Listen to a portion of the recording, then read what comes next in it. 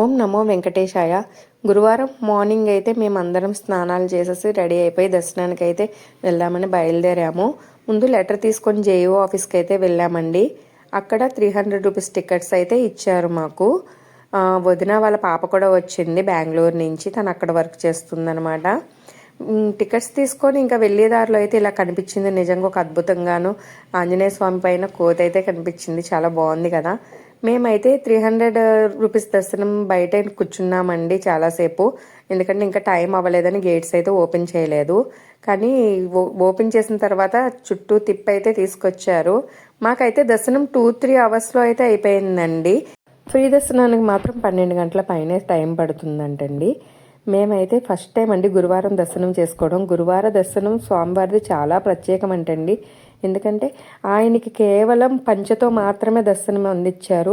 పువ్వులు కానీ ఆభరణాలు కానీ ఏమీ పెట్టలేదు.